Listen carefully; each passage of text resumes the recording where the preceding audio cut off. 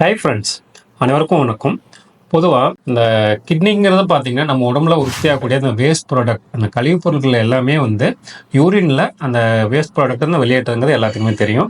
அதே மாதிரி ஹார்ட்டுங்கிறது பார்த்தீங்கன்னா அந்த பம்ப் பண்ணி ரத்தத்தை உடம்பு பூரா செலுத்தி எல்லா உறுப்புகளும் ஆரோக்கியமாக செயல்படுவதற்கு முக்கியங்கிறது எல்லாத்துக்குமே தெரியும். அது இல்லாமல் கிட்னியும் ஹார்ட்டும் நிறையா பணிகளை மேற்கொள்ளுது. அது என்னங்கிறத தெரிஞ்சுக்கலாம். வணக்கம். இப்போ பொதுவாக ஹார்ட் பார்த்தீங்கன்னா, ஹார்ட்டுக்கு 2 முக்கியமான வேலை இருக்குது. ஒன்று வந்து ஆக்சிஜனேட்டட் பிளட், அதாவது ஆக்சிஜன் ரிச் பிளட்டை வந்து உடம்பு பூரா அனுப்புறதுக்கு. இந்த ஆக்சிஜன் ரிச் பிளட் தான் நம்மளுக்கு வந்து நியூட்ரிஷன், ஆக்சிஜன் இதெல்லாம் கொடுத்து நம்ம எல்லா உறுப்புகளும் கரெக்டாக செயல்பட வைக்கிறது. ரெண்டாவது வந்து உடம்புலேருந்து இந்த யூஸ் பண்ண பிளட் எல்லாம் திருப்பி எடுத்து right side of the heart அந்த பக்கம் எடுத்து லங்ஸுக்கு அனுப்புது, சுத்தப்படுத்துறதுக்கு. சுத்தப்படுத்தி ஆக்சிஜன் சேச்சுரேட் ஆகி திருப்பி வந்து லெஃப்ட் சைடுக்கு வந்து அது பூரா உடம்பு பூரா போகுது. இதுதான் major function of the heart. அதே மாதிரி கிட்னிக்குன்னு பார்த்தீங்கன்னா ஒரு வேலை கிடையாது, கழிவு மட்டும் கழிக்கிறது கிடையாது. அது எலும்பு சத்து, ரத்த அணுக்கள், ப்ரெஷரை பார்த்துக்கிறது, சால்ட் கண்டென்ட்டை பார்த்துக்கிறது, உடம்புல நீர் சேர்றதை தடுக்கிறது, இது எல்லாமே பண்ணும் கிட்னி. நிறைய பேர் பார்த்தீங்கன்னா இந்த அன்றாட வாழ்வில் பார்த்தீங்கன்னா நிறைய எக்ஸசைஸ் பண்ணுவாங்க, டயட் அது எடுக்கிறது எடுக்குன்னு சொல்லுவாங்க. எல்லாமே நம்ம உடம்ப ஆரோக்கியமாக வச்சுக்கணும் அப்படிங்கிற அந்த தாட் எல்லாத்துக்குமே இருக்கும். இப்போ ஒரு சில டயட் அண்ட் எக்ஸசைஸ் மூலம் அந்த ஒரு சில வழிமுறைகளை பின்பற்றனால ஹார்ட் அண்ட் கிட்னி எப்படி ஹெல்த்தியாக வச்சுக்குங்கிறத தெரிஞ்சுக்கலாம். இப்போ பொதுவாக பார்த்தீங்கன்னா முன்னாடி வீடியோஸில் சொன்ன மாதிரி சால்ட் கண்டென்ட் ரொம்ப முக்கியம். சால்ட்டை கம்மியாக எடுத்துக்கணும். அது கிட்னி ப்ராப்ளம், ஹார்ட் ப்ராப்ளம் இருக்கவங்க கிடையாது, நார்மல் பீப்புளும் சால்ட் கம்மியாக சாப்பிட்றது நல்லது தான். ரெண்டாவது வந்து exercise. At least 30 minutes of exercise per day, at least 5 times a week கண்டிப்பாக பண்ணணும். சில லைஃப் ஸ்டைல் சேஞ்சஸ், ஸ்மோக்கிங் பண்ணுறதை அளவும் நிறுத்தணும். முன்னாடி இதெல்லாம் சொல்லிட்டு இருந்தாங்க ட்ரிங்க் சாப்பிட்றது ஹார்ட்டுக்கு நல்லது அப்படின்னு கிடையாது. இப்போ அதெல்லாம் கிடையாது. ரீசெண்ட் ஸ்டடீஸில் சொல்லியிருக்காங்க ட்ரிங்க் சாப்பிட்றதும் ஹார்ட்டுக்கு ரொம்ப மோசமான விளைவுகள் கொண்டு விடும். அடுத்து நம்ம உணவு முறை. இப்போ நிறைய பேர் ஃபாஸ்ட் ஃபுட்ஸ் அது இந்த மாதிரிலாம் போயிட்டு இருக்காங்க. அதெல்லாம் இது பண்ணிட்டு வீட்டில் சமைச்சு நம்ம சாப்பிட்றது எப்பயுமே ஹெல்த்தி தான். என்னைக்காவது ஒரு நாள் சாப்பிட்றது ஓகே, பட் என்றைக்குமே சாப்பிட்றது அது நல்லது கிடையாது. நாலாவது, நம்ம கண்டிப்பாக ஒரு ரிக்ரியேஷனல் ஆக்டிவிட்டீஸ், ஏதாவது ஒரு ஸ்போர்ட்ஸோ, மெடிடேஷனோ, மியூசிக்கோ, டிரைவிங்கோ, ஏதாவது ஒன்று நம்ம ரிக்ரியேஷனல் ஆக்டிவிட்டீஸ் கண்டிப்பாக நம்ம வாழ்க்கை முறையில் இன்க்ளூட் பண்ணணும்னு கேட்டுக்கிறேன். இந்த மாதிரி ஆல்கஹால் சாப்பிட்டா ஹார்ட்டுக்கு நல்லதா? கொஞ்சம் தான் சாப்பிட்றேன், அதனால ஏதாவது பாதிப்பு வருமா, ஹார்ட்டுக்கு பாதிப்பு வருமா, கிட்னி பாதிப்பு வருமானு சொல்லி நிறைய பேருக்கு இந்த சந்தேகம் இருக்கும். அதை பற்றி தெரிஞ்சுக்கலாம். முன்னாடி தான் சொல்லிட்டு இருந்தாங்க இந்த மாதிரி ஆல்கஹால் சாப்பிட்றது ஹார்ட்டுக்கு நல்லது அப்படின்லாம். இப்போ ரீசன்ட் ஸ்டடீஸ் என்ன சொல்கிறாங்கன்னா ஆல்கஹால் எது எடுத்தாலுமே அது பாய்சன் தான். காரணம் என்னன்னா, இந்த ஆல்கஹால் செய்முறையில் ஹார்ட் ட்ரிங்க்ஸாக இருக்கட்டும், பியராக இருக்கட்டும், அதில் கோபால்ட் அப்படிங்கிற ஒரு மிக்சர் வச்சு தான் அந்த ப்ரிசர்வேட்டிவ் ஆட் பண்ணி தான் இதெல்லாம் கொடுக்குறாங்க. இந்த கோபால்ட் நம்ம உடம்புக்கு ரொம்ப டாக்ஸிக்.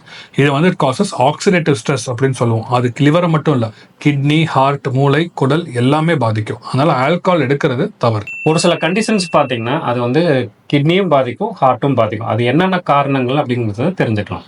இப்போ நம்ம நாட்டில் பார்த்தீங்கன்னா ரொம்ப காமனான 2 காரணங்கள். ஒன்று சுகர், அது எல்லா உறுப்பையும் பாதிக்கும். அதுதான் leading cause for damaging heart and kidneys. ரெண்டாவது பிபி. அட்லீஸ்ட் சுகர் இருக்கவங்களுக்கு சீக்கிரம் சில சிம்டம்ஸ் மூலமாக தெரிய வரும், ஆனால் பிபி இருக்கவங்களுக்கு தெரியவே தெரியாது. ஸோ 30-35 வயசுக்கு மேலே இருக்கவங்க கண்டிப்பாக அட்லீஸ்ட் வருஷத்துக்கு ஒரு தடவையோ இல்லை 6 மாதத்துக்கு ஒரு தடவையோ அவங்க பிபியை செக் பண்ணிக்கணும்னு சொல்கிறேன். ஏன்னா இந்த BP is otherwise called as silent killer. அதனால நம்மளுக்கு இந்த ஹார்ட் டேமேஜ், கிட்னி டேமேஜ் நம்மளுக்கு தெரியாமல் கடைசி ஏஜில் கொண்டு வந்து தான் காமிக்கும். அடுத்தது நிறைய பேர் நம்ம ஏற்கனவே நம்ம சேனல்ல டிஸ்கஸ் பண்ணியிருக்கோம். கிட்னி ஆரோக்கியமாக வச்சுக்கிறதுக்கு என்னென்ன டெஸ்ட் பண்ணணும், ஸ்க்ரீனிங் டெஸ்ட் எல்லாம் சொல்லியிருக்கோம். இப்போ பொதுவாக ஹார்ட்டையும் கிட்னி ஃபங்க்ஷன் எப்படி இருக்குங்கிறதுக்கு என்னென்ன ஸ்க்ரீனிங் டெஸ்ட் மூலம் கண்டறிங்கிறத தெரிஞ்சுக்கலாம். இப்போ ஸ்க்ரீனிங் டெஸ்ட் அப்படின்னு பார்த்தீங்கன்னா இந்த வியாதி இருக்கா இல்லையா அப்படின்னு சொல்றதுக்கு மட்டும்தான். ஸோ இப்போ ஹார்ட்டுக்குன்னு எடுத்துக்கிட்டிங்கன்னா 2 டெஸ்ட், முக்கியமான டெஸ்ட் இருக்கு. ஒன்று இசிஜி. இசிஜியில் ஹார்ட்டோட துடிப்பு சீராக இருக்கா, இல்லை ஹார்ட்டில் ரத்த ஓட்டம் கம்மியாக இருக்கா இல்லையாங்கிறத தெரிஞ்சுக்க முடியும். அடுத்தது எக்கோ. எக்கோ பார்த்தோம்னா ஹார்ட்டோட பம்பிங் எப்படி இருக்கு, ஹார்ட்டோட செவர்கள் எப்படி இருக்கு, அதோட சைஸுகள் எப்படி இருக்கு, ரத்தம் கரெக்டாக போகுதா என்னங்கிறத தெரிஞ்சுக்கலாம். இப்போ கிட்னிக்கு அதே மாதிரி எடுத்துக்கிட்டிங்கன்னா 3 டெஸ்ட் முக்கியம். முதல்ல பிளட் டெஸ்ட், அதாவது சீரம் கிரியாட்டினின், அதாவது கிட்னி ஃபங்க்ஷன் எப்படி இருக்குங்கிறத எஸ்டிமேட் பண்ணுறதுக்கு. ரெண்டாவது யூரின் டெஸ்ட். ஏன்னா நான் முன்னாடியே சொன்ன மாதிரி யூரின்ல புரோட்டீன் போகிறது தான் முதல் sign of organ damage, kidney organ damage.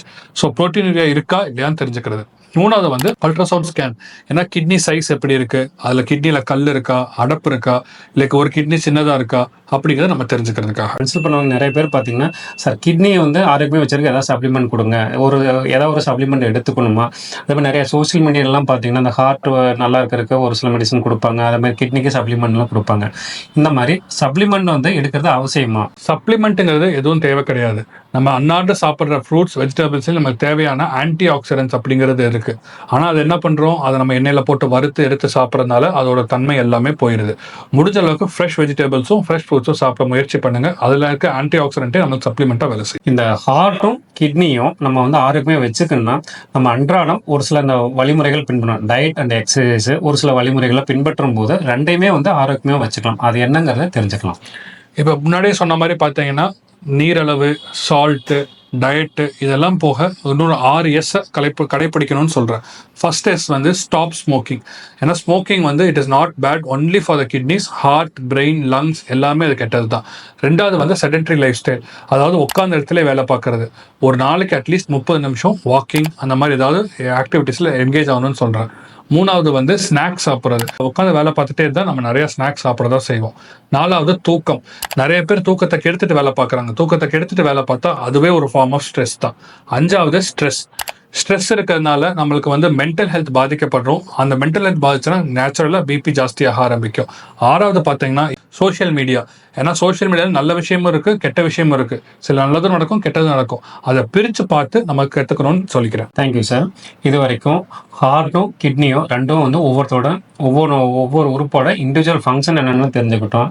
அதே மாதிரி ஒரு சில ப்ராப்ளம் பார்த்தனால ரெண்டுமே வந்து ஹார்ட் கிட்னி ரெண்டுமே பாதிக்கும், அது என்னென்னு தெரிஞ்சுக்கிட்டோம்.